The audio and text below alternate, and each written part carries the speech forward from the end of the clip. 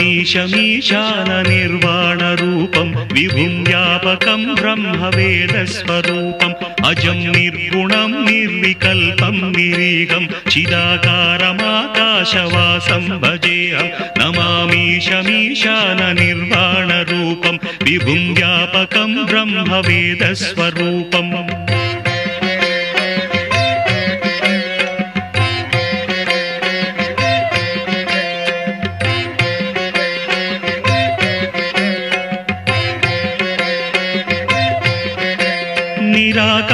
निराकारमोङ्कारमूलं तुरीयं गिराज्ञानगोतीतमीशं गिरीशं कराळं महाकालकालं कृपालं गुणागार संसारसारं नतोऽहम्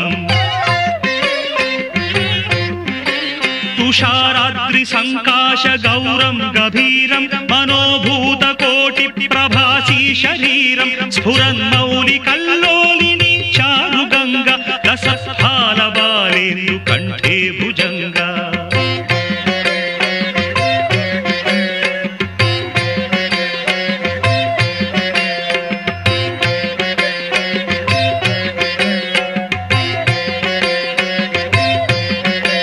चलत्कुण्डलं शुभ्रनेत्रं विशालं प्रसन्नाननं नीलकण्ठं दयालं मृगाधीशचर्माम्बरं मुण्डमालं प्रियं शङ्करं सर्वनाथं भजामि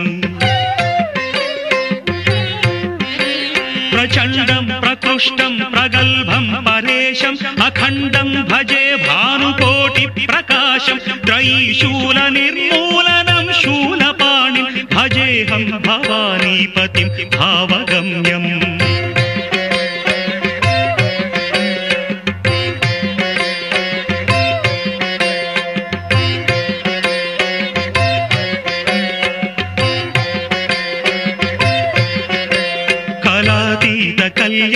कल्याणकल्पान्तकारी सदा सज्जनानन्ददाता पुरारिः चिदानन्द सन्दोहमोहापहारि प्रसीद प्रसीद प्रभो मन्मधारिः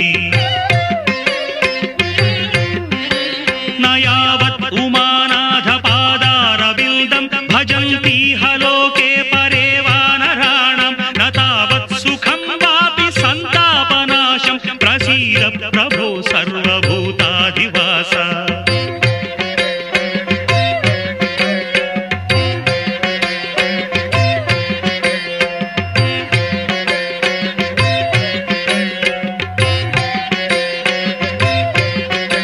न जानामि योगं जपं नैव पूजां नतोऽहं सदा सर्वदा देव तुभ्यं जराजन्म दुःखौघतातप्यमानं प्रभो पाहि शापान्नमामीश शम्भो रुद्राष्टकमिदं प्रोक्तं विप्रेण हरतुष्टये